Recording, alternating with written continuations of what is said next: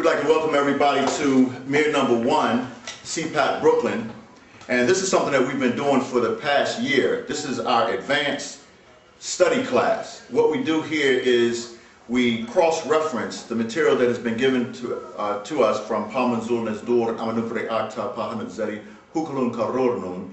And he's trying to bring us up to a level of overstanding Pasifun Mehyatats. Now there's bits and pieces of the doctrine that he's been giving us throughout the years, and we just haven't diligently studied to fully comprehend all of the things that he's come to give us. So what we're going to attempt to do this shadow hour at our advanced study class here is we're going to go through a topic that we refer to as the angelic beings, but they're referred to in Pasifun Mehyatat as the Khaybitu. So questions come up that who are the Khaybitu? So we're going to address this by walking through all the different pieces of information that he has given us. Now we may not be able to cover it all, and you yourselves at your own leisure can go and research some of this information. Now what we found already is in Actual Facts, and if you have that available to you, Actual Facts 240 also addresses the Khaybitu. So if you would, anybody, if they would turn to Actual Facts 240 on page 4, verse 11.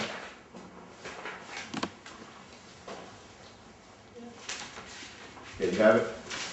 Yes. All right, go ahead. If you share that with us. The beginning of the second cycle was half the diameter of the 7,000 years, 6 plus 1, in which you have what you call Pa-Ka-Butu, angelic beings, demigods, Chekbet, breed, demigods, Mukbut, breeder, be they agreeable Nazduru or disagreeable Nazduru. So what we see there is it's actually translates there from that particular quote as the angelic beings. So we see the Khaybitu would be the angelic beings, but when you say the agreeable as well as the disagreeable Nesduru, it's the same way you have agreeable and disagreeable Anunnaki. And we found that the disagreeable Anunnaki actually eat humans. And they could also, but when we refer to the Anunnaki, it is not necessarily referring to the Riskians. When the Sumerian tablets mention Anunnaki, it's referring to any beings as to how they came down. Now if we go to Actual Facts number 17, we find another portion that we could use about the Khaybitu. Actual Facts 17, verse 141. And now we move on from material abode, the abode of force, the vital abode of Ka'an, spirit, abodes linked to the personality of each person onto the fourth or mental abode. The abode of Pa-Khaybitu, but many call angelic beings. And that is what we previously had learned about in previous schools, that would be from Nasut, Malakut, and then Lahut. But Malakut would be the abode of angelic beings. So the Khaybitu, as this angelic abode, would be what we refer to now in our overstanding of the Egyptian mysteries, that we would replace what we were taught from the Arabic in the Quran from Nasut, and that would be the abode of what? That's the abode of human beings, but we refer to it in Egypt as Hika. So you have Huhi, Hika, and Sia.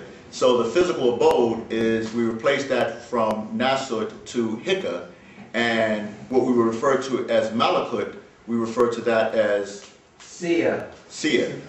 And what we refer to as the abode of the Most High, or Lahut, we now know that would be Huhi as the abode of Most High. Now if we also go back to, let's say, Pasifun Mehyatat, Actual Facts 12, verse 1.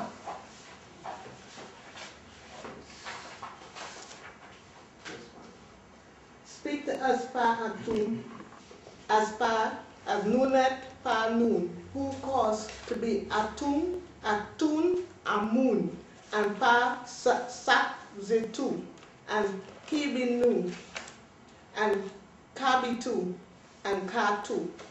Okay, now all these different names that we've given, all these different names that we've been given, we see speak to us Ta Atum, and that has been superficially explained as God, but we know that to be Enki. But he's given the title as Feta, as the opener, of Atum as the undifferentiated one, and we know through the Egyptian mysteries that Atum gave the ejaculation. We read about that in Actual Facts number 7, part of Tut.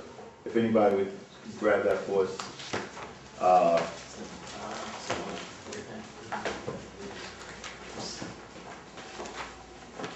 Verse 8. Verse 8. We see that would be in, yeah, go to verse 4 first. Actually, it's verse 2. Verse 2. Is it amongst the living right here on Pa Tatum, the planet Earth, or is it beneath our feet under Pa Tatum, the planet Earth? So Pa, or the opening of Nun, the planet Earth is referred to it. Go to verse 4. The Pa Ba Mayut, the pyramid text of the Unis pyramids at Saqqara, which is located south of present-day Cairo, Egypt, are texts carved into the walls and the sarcophagi of some pyramids. Pa Ba Shef, the pyramid text of the Unis pyramid says, system of creation is a remarkable parallel to modern physicists' conception of the creation and evolution of the universe. It literally describes the Big Bang, which is contact when positive and negative charges clashes, in which all matter explodes from a point of singularity and then expands and unfolds, becoming more complex as fundamental forces come into being and interact, finally reaching the level of elemental matter. Dark matter, black existence, supreme balancement, density to matter, to atoms, to cells, to organisms, to bodies. Non-ethers, conscious and conscious gases. That is the same kind of ether forces that grew the universe. The primary creation, before the lightest atom, hydrogen. Energies existed as a form of energy, existent in the form of gases. 9 levels of them existed, from quarks to biats to zetas, referred to as subatomic energy, before weight or the sum of any weight, registering as nothingness, yet existing, being lighter than the first form of existence, hydrogen. Okay, now this is what we want, verse 8, because this is going to deal with Atum. All right, verse 8 there. This event, termed as the Big Bang, describes Atum, the creator Nazdur, overseer of ancient Egypt, whom with his counterpart Net's hand as his out of the primordial waters came the liquid gold from his kadub, pillar, phallus, penis. Atum is seen as a carrier of the invisible fire or seed, the cause, still metaphysical, of the definition to arise from the undefined Nun he brings forth from himself. Okay, so now if we go back to Actual Facts number 12 and verse 1, so speak to us Tata Atum as Nunet Tata Nun. So Nunet would be the female deity of the ocean, and Nun would be the male deity of the ocean. In the Sumerian, they were referred to as Apsu and Tiamat. But it's talking about the liquid point where the universe was given birth to. And then from that point, as we read further in Actual Facts number 12, Enki as creator, verse 1, who calls to be Atum, Atun, Amun. So these would be the 3 deities in one, or 1 in 3, and Pasebjetu. Pasebjetu would be the physical beings who are just like us, in the image of God and after the likeness of God, referred to in the book of Genesis, the 1st chapter, the 28th verse, being in the image and after the likeness of God. This would be answering the question from what separates the Muslims from the Christians, where the Muslims would say, well, Allah begets not, nor is he begotten.